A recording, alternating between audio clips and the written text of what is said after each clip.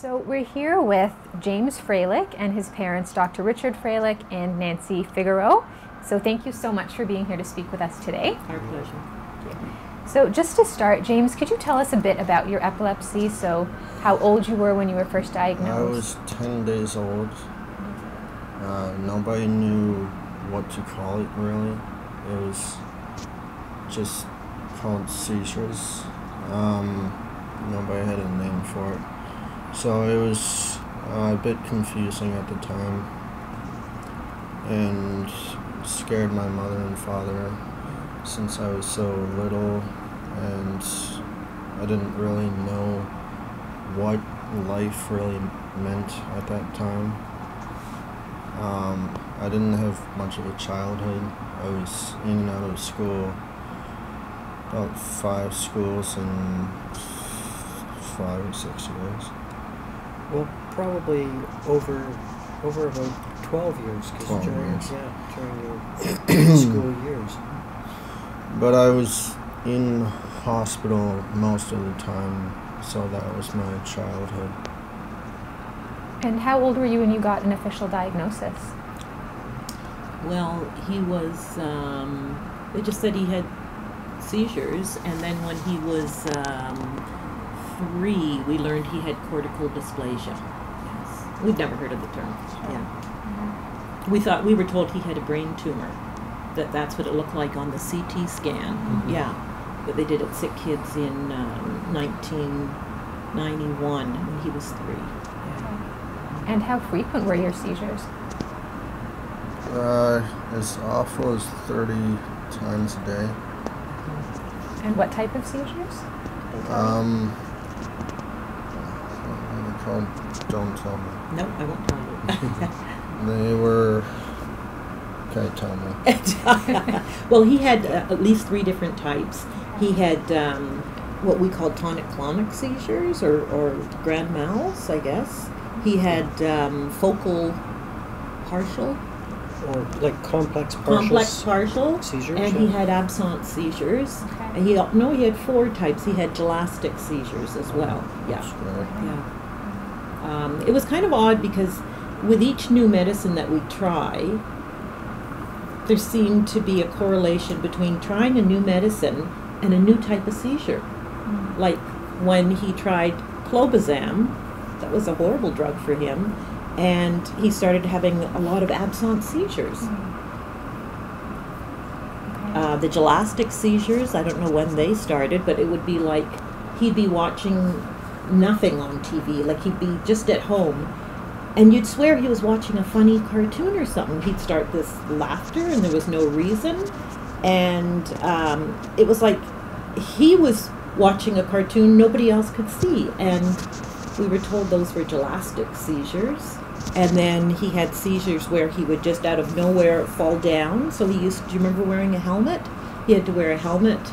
For 4 years. It was at least 4 years. He had a helmet because he would just crash down, and he was bruised and bumped all over, and lucky you never broke teeth or broke limbs, but And the very first seizures, he was, I remember I was changing his diaper. He was 10 days old, and his arms and his legs all of a sudden out of nowhere started moving very rhythmically. And I thought, my 10-day-old is like breakdancing or something. Look, I had no idea. I mean, he was a very healthy baby. He weighed 8 pounds, 14 ounces, 8 and 9 on the APGAR scores. We were told he was perfectly healthy, and then at 10 days of age, all these weird movements started. And Richard was at work. We had 2 older children. Michael, who was 4. Michael was 2 when you were born, and John was 4. And Richard was at work. The baby's 10 days old, and I thought, what did he just do? Like, my other children never moved like that. Yeah. And when Richard came home from work that day, he kind of, how's the baby? And I said, I don't know, he did something weird today. And Richard said, what did he do? And on cue, he had another seizure, this breakdancing. And Richard, being a doctor, just went, oh my God, Nancy, he's having a seizure. And I thought, how is this possible? And we ended up going back to the hospital that he was born in, very close to our home.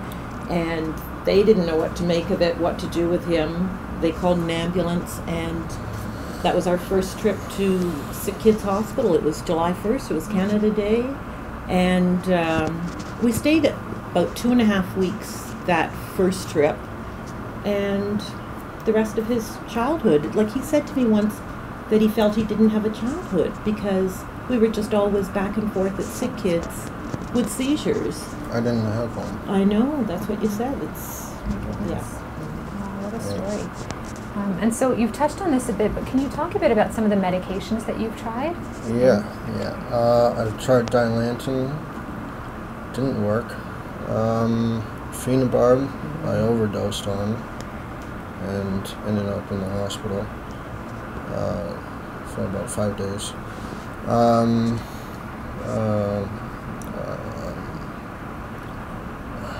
was the other one? It was, somebody help me out here. Tegretol gave me massive stomach aches, and it didn't work, even though my parents said it did. Well, we felt it was the best of all the drugs that he had tried, but for him it was horrible. The stomach complications, and you ended up toxic maybe 14, 15 times. We'd have to rush him back to Sick Kids because your body just couldn't get rid of the drugs in your system. And one of the side effects was vomiting. Yeah. And I think diarrhea also, which sounds gross, but it is one of the bad things about the drugs. And what other, well, Phenobarb was the first one, Clobazam, Diamox, Epival. We did something with vitamin E, you know, they thought maybe he was short in vitamin E. We tried valproic acid, we tried... oh, and he also took Lamictal? Lamictal was good. Lamictal was quite good. You didn't have upset stomach on that. No. And then, of course, he always went on, we had Ativan for the emergency drug, and we were using that all the time. We were told if he had more than 3 seizures in a row, or 3 seizures that sort of didn't finish, to call 911. Right. So we'd administer the Ativan, and still ended up in the hospital. Like, nothing was working. Okay, and then at what point were you referred on to the next specialist, so whether a neurologist or an epileptologist or a surgeon? Well, right from the beginning, when he was 11 days old, we saw a neurologist. It wasn't until he was about, the epileptologist, we didn't know that the neurologist he saw at Sick Kids when he was first brought there wasn't an epileptologist, but one of the nurses, and when he was sent home, we were like to see him, but one of the nurses said, you know, he wasn't an epileptologist, and she thought that James was, you know, such a difficult case with the seizures that he needed to see an epileptologist. So certainly, by the time he was 6 months old, he was seeing an epileptologist. Okay. Yes. Okay, and how old were you when you had your first surgery, James, and what kind of surgery was it? It was a left frontal lobe surgery. It was in 1991. So you were 3. Yeah. 3. And you continued to have seizures? Unfortunately, yeah. So within a year of that, I mean, I remember all the dates. That was November 26, 1991. 2 in 98. And then in 1992, he had the next one, like September 22nd, 1992. Like, and with each one, we thought, this is it. You know, this is going to be a new life for our son, because the seizures are going to stop with surgery. But I knew it wouldn't stop because they didn't go deep enough. They didn't, while they couldn't go as deep as taking everything out. even though I wanted it. But I was still underage, and I couldn't make the decision for myself.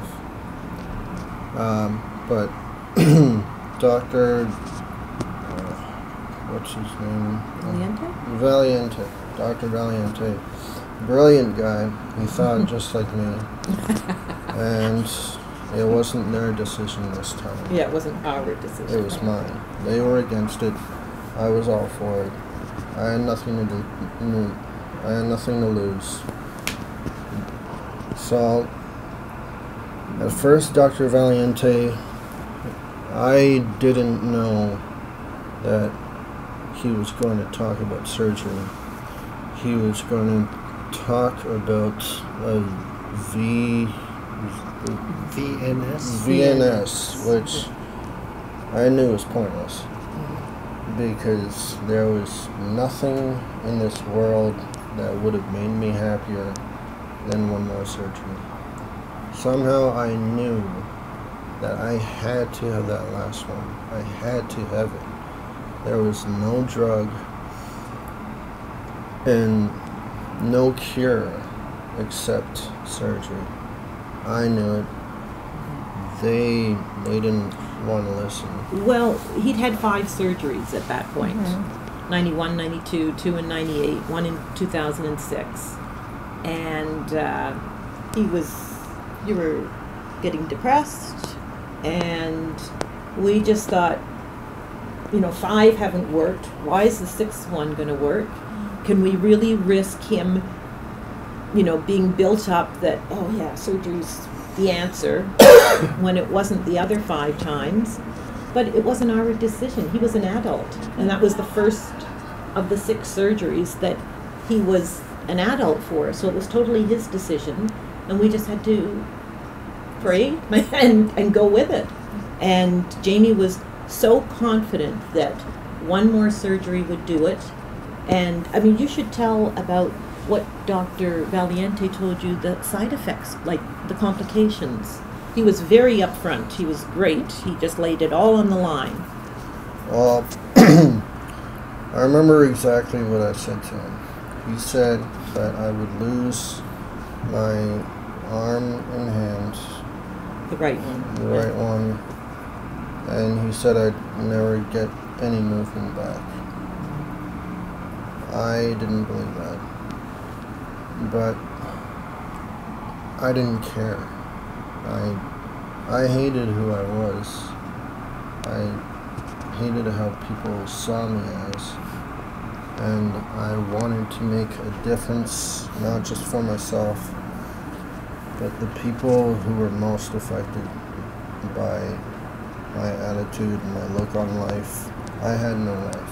That's how I always thought. Because you were seizing like 10, 20, 30 times every day. I'm getting to that. Okay. But when I went in there, I think I was the only one confident that I knew exactly what he was going to say. And I didn't care what happened, because I wasn't alive anymore. So in my mind, I thought, you know what, I got nothing to lose, and I've got everything to gain. It's either this or 50 years more of misery and disappointment. And so when he told me the conditions, I said, I don't care. Give me the paper, give me the pen, let me write on the dotted line. And I did. And I documented my recovery. And I still remember the picture of me smiling with 3 leads on my forehead, looking like an alien. And my parents are just in shock. I think your actual words to Dr. Valiente were, I can't live in this prison anymore. And he Right. just signed on the dotted line. Wow. Yeah.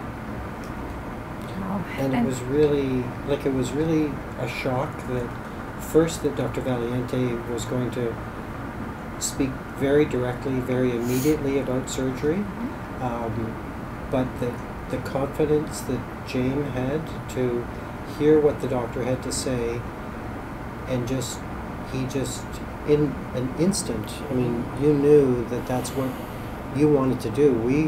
Your mom and I weren't prepared for that.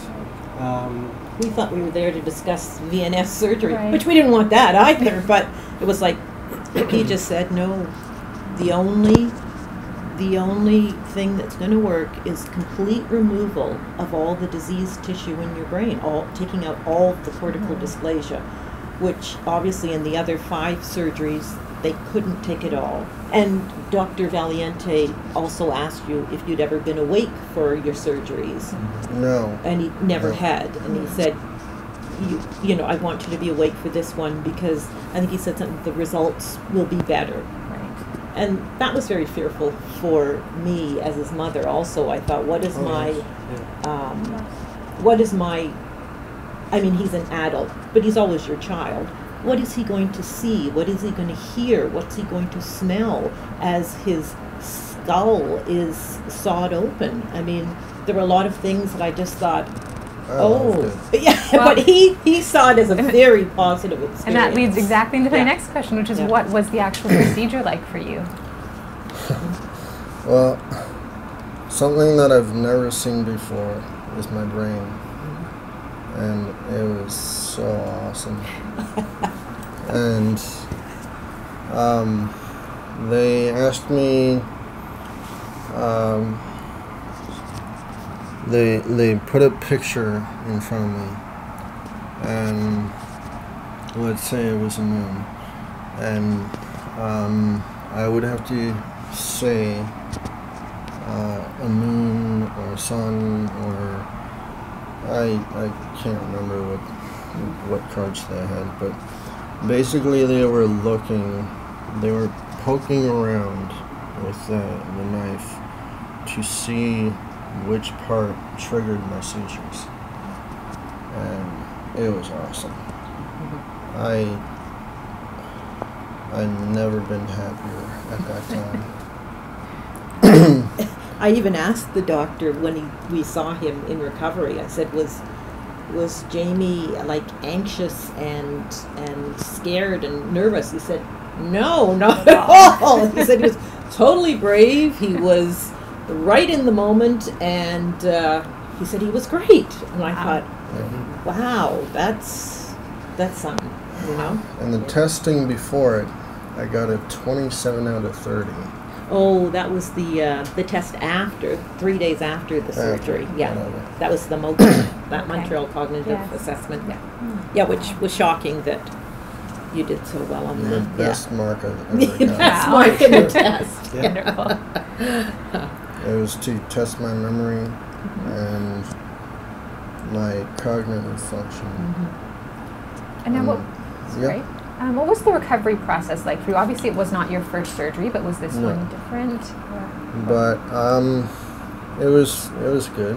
I liked the nurses. I didn't like the what's the date today? Every day. 6 minutes. And I was like, oh, jeez, do I really have to answer this? And but other than that, the stay was great. How long were you in the hospital?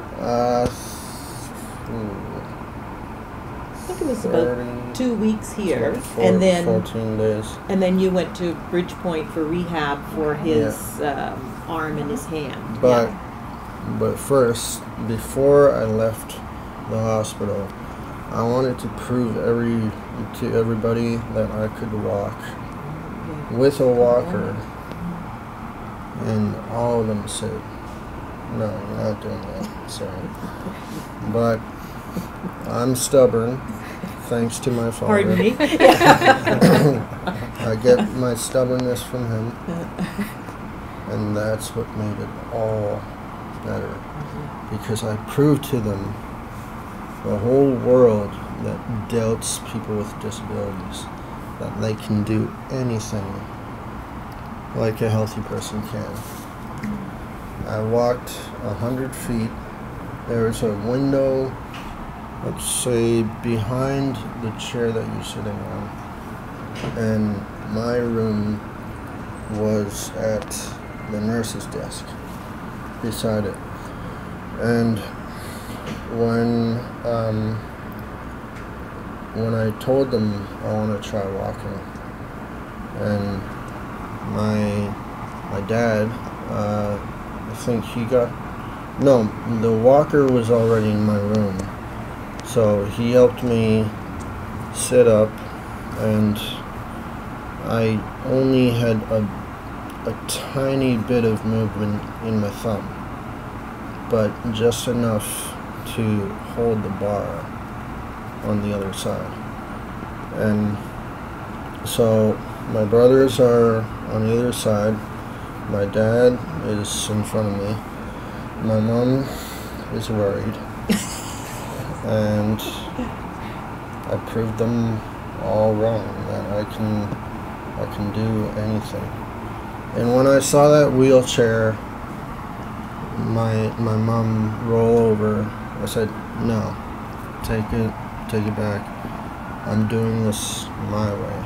He was only supposed to take 2 steps, but he walked at least the length of a football field and back. His leg also, for some reason, was involved in the surgery, and I don't know quite how to describe it, but a weakness, would you say, in your right leg? So he had to kind of... It was stiff. Yeah. It wasn't paralyzed, but it was stiff. Mm-hmm. So, yeah, and then you went to Bridgepoint for, was it 6 weeks, maybe? 49 days. 49 days. Yeah. Incredible story. But I was stubborn there too. And You're just always stubborn. I paid for it because I dislocated my shoulder. He did dislocate his shoulder. He was working too hard and too fast and lifting weights that he shouldn't have. So I was going to ask about the most difficult part of your recovery. Was it things like that, the injuries? Yeah, mostly the dislocation. It didn't hurt at first, but the aftermath of it, the day after, it hurt. Yeah. I think they had to call an ambulance when he was at the rehab at Bridgepoint to take him back to Toronto Western because his shoulder was dislocated. It had I guess. dislocated, Yeah. And the doctor we saw there, the surgeon we saw there, thought he needed surgery on his shoulder. But thank goodness we got a second opinion and from my brother. Yeah. Dr. Viette. He was a great doctor at and he said, no, you don't need surgery. You don't need surgery. Right. Oh, thank God, because we cannot go through. Of course. And we don't want to ever go through any more surgery with you. I knew the first doctors in that when I saw him. You can read people. You pretty can well. read people, yeah. Okay, so you are seizure-free since your last surgery? Yeah, almost Wonderful. 4 years. Wow, that's wonderful. Now, other than being seizure-free, what has been the biggest change in your daily life? My attitude, my look on life, my speech. I used to be a ghost. I wouldn't talk much at all, ever. But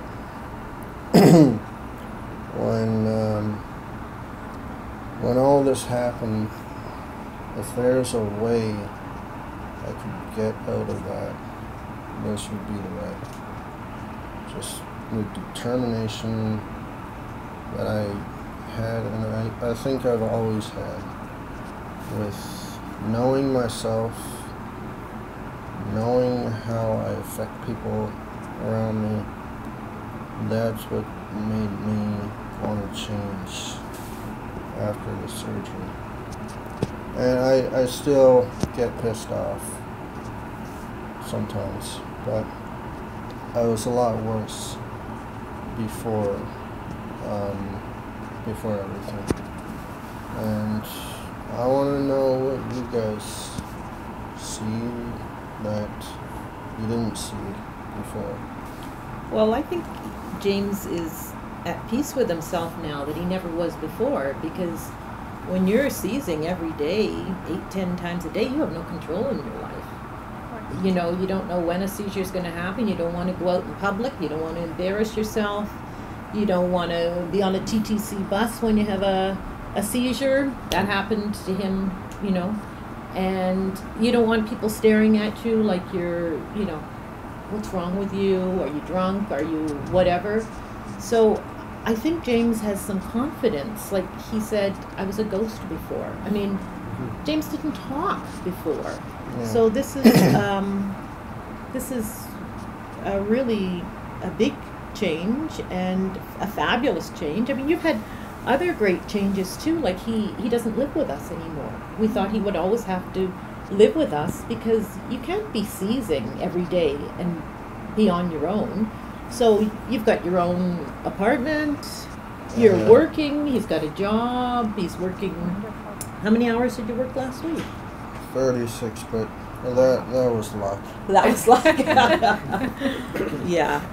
So great positive changes for you. I mean, you know, you had this dream. He always had this dream of being seizure free, and you've made that dream, thank God, with you've had great doctors with Dr. Del Campo and Dr. Valiente, and that dream has come true. He had a second dream though, and that was that one day he would never have to have any medication. And only half of that came true. Only half it. So he's completely off the Tegretol, but the Lamictal, what did Dr. Del Campo said, you have to be on a little bit of something for life. He said it's that they know it's not safe to take someone who's, you know, had all these surgeries and sees most of his life to take him off medication. So, but even that, it's so much less. It's less than half the medication. At one point, he was on 3 drugs a day, 3 times a day, plus the emergency drug, and now he's down to just 1, and it's a low dose. But he just seems, what was your word? You said it was a rebirth. That's the word he said. He's been born again. It's like he's new on this earth because he had surgery and the seizures have stopped. I'm 4 years old, basically.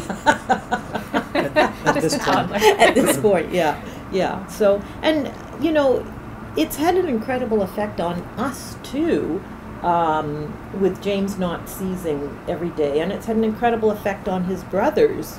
Well, I mean, both of his brothers who, you know, like when they were 2 and 4, they knew words like seizure, you know, and medication, and Jamie, did you take your drugs? And so they've grown up with all this. And I mean, one thing that's really powerful, I think, is that because of James, both of his brothers are medical doctors. They said that 98% of them of the reason was, why, was me. because of growing up with a chronically ill sibling, they wanted to be doctors to help other people. So that's 2%. 2% their dad. Okay, I was going to Dad's ask about the 2%. They're very kind. So Yeah. it's all about James. I mean, it's all about what they've seen, because they've seen probably they've probably seen everything that we've seen, but one of his brothers was in this. They shared a bedroom, so his younger brother or older brother knew what was happening in the night if James was having a seizure, and James had seizures through the night. Always, from that early, very, very early age, and the brothers knew things like when James decided, I don't know if he was 9 or something, I'm not taking these stupid drugs anymore, and he, remember where you were hiding them? We'd say, okay, take your drugs, and we're trying to let him be mature and take it. And in my bed? No, you hid them, the cupboard underneath the sink by the drain pipe. And one day his brother, who would have been only, if James was 9, his brother Michael was 11, just watched him when he went to take, because we started thinking something's not up, you know, something's wrong here. and he was putting them in a little bottle under the sink, and his brother found, like, was it 2 days worth of medication, maybe? Yeah, more than Well, that. maybe more than that, because he decided, I'm not taking these stupid things anymore. And to live your life as a young person, knowing you have to take, drugs every morning when you wake up, every lunchtime, every dinner time, It's a real bitch. Yes, I think that's a good way of putting it. But even for Richard and I, like, we'd never gone away on a winter holiday without our children because we couldn't leave him at home. So we asked him one day, when it was about a year and a half post-op, do you think we could go away and, like, leave you for a week? And he was like, yeah, go, get out of here, leave me alone. And we went for a week away, and I mean, most couples go away without children, but we really had never done that. That was a new experience. And when Jamie was born, I was a writer, and from the time he was 10 days old, I couldn't write anymore. I was too busy looking after someone who was chronically ill. There's hospital visits, there's hospital stays, there's, he had to have speech therapy and physiotherapy and occupational therapy. My life was not my own. And I couldn't write anymore. I could barely write a thank you note. And I trained as a journalist. I couldn't do anything. I couldn't work anymore. I had to be home with him. And all my life I wanted to write a book. And I thought, that's never going to happen because I have to look after somebody. And since surgery, I started writing a book, and I finished my book. Oh, congratulations. Thank you. It's about Me. surgery. It's about what happened That's wonderful. on October 14th, 2014. It's an incredible story. So, I would love to read that. Yeah, and I just want other people to know, as does James, like, if surgery is offered, if you can have epilepsy surgery, Do it. do it. Oh my gosh. I'm on this epilepsy site. It's a Facebook kind of site, and it's got thousands of members all over the world.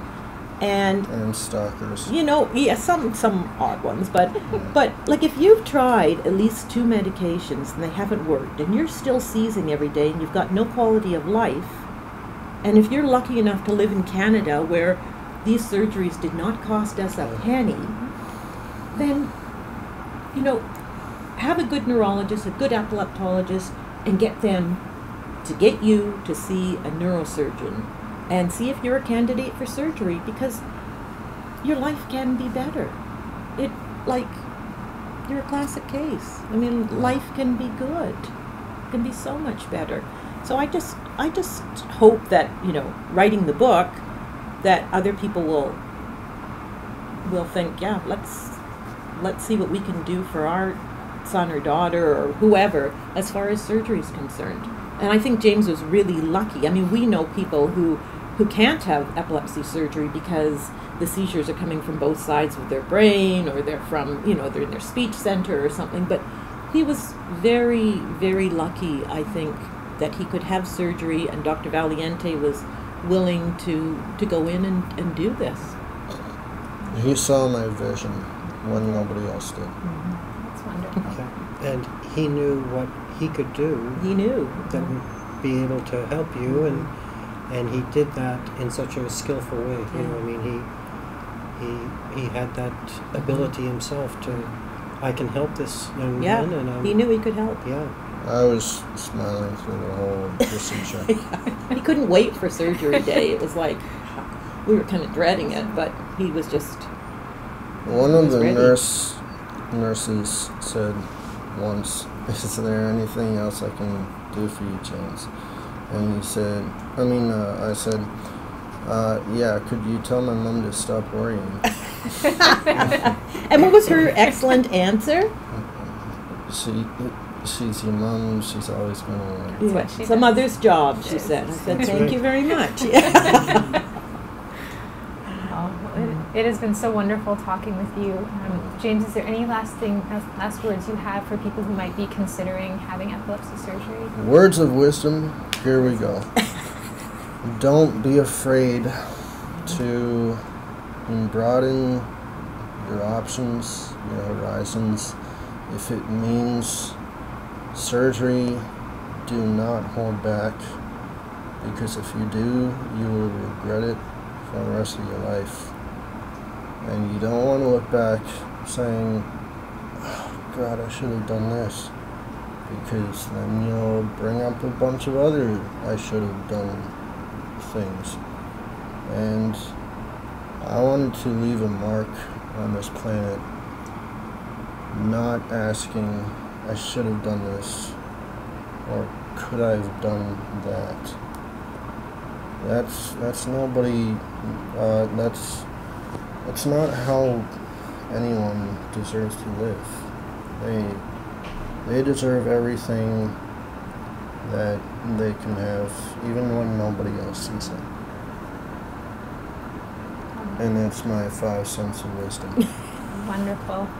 Thank you so much, all of you, for coming. It's been a pleasure to talk to you. Yes, thank Our you. pleasure too. Thank you.